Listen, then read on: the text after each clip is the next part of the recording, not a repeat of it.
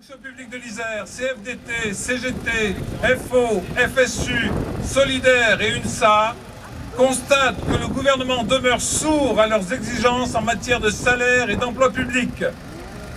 Le Premier ministre a dévoilé son plan d'austérité destiné à rechercher 50 milliards d'euros d'économies. Aucune surprise concernant les fonctionnaires, qui sont une fois encore les boucs émissaires présentés comme la cause principale de tous les maux de notre société. Trop nombreux, trop coûteux, trop privilégiés.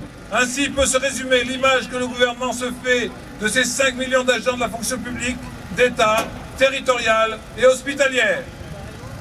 Alors face à cette image, le gouvernement, à l'instar des précédents, continue de pratiquer la sape de la fonction publique, semant inquiétude et désarroi parmi les fonctionnaires qui continuent à être plus que jamais malmenés.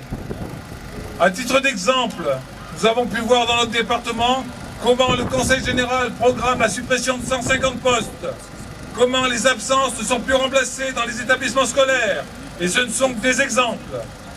Les annonces du Premier ministre ne sont guère rassurantes.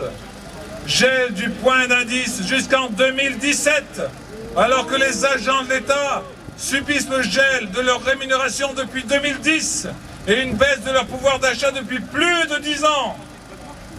Sur l'emploi public, aucune inflexion n'est envisagée pour faire face à la précarité qui perdure et aux sous-effectifs qui existent et s'aggravent dans de nombreux secteurs. La baisse des effectifs contribue à la dégradation des conditions de travail. Remise en cause de la politique familiale française. Plus de 10 milliards d'économies sur l'assurance maladie, ce qui contribuera à renforcer les dérives marchandes dans ce domaine. Une fiscalité qui pénalise les plus pauvres et les classes moyennes. Face à cette politique inacceptable, les agents et leurs organisations syndicales continuent de revendiquer une revalorisation immédiate du point d'indice, la refonte de la grille pour une meilleure reconnaissance des qualifications, l'intégration d'une large partie des primes dans le traitement indiciaire, l'égalité salariale entre les femmes et les hommes, les emplois statutaires pour faire face aux besoins, le développement des garanties pour les contractuels, notamment par la titularisation, des perspectives de carrière et de mobilité choisies pour tous les agents, des services publics efficaces pour tous et partout. Les organisations syndicales demandent l'ouverture sans délai de négociations.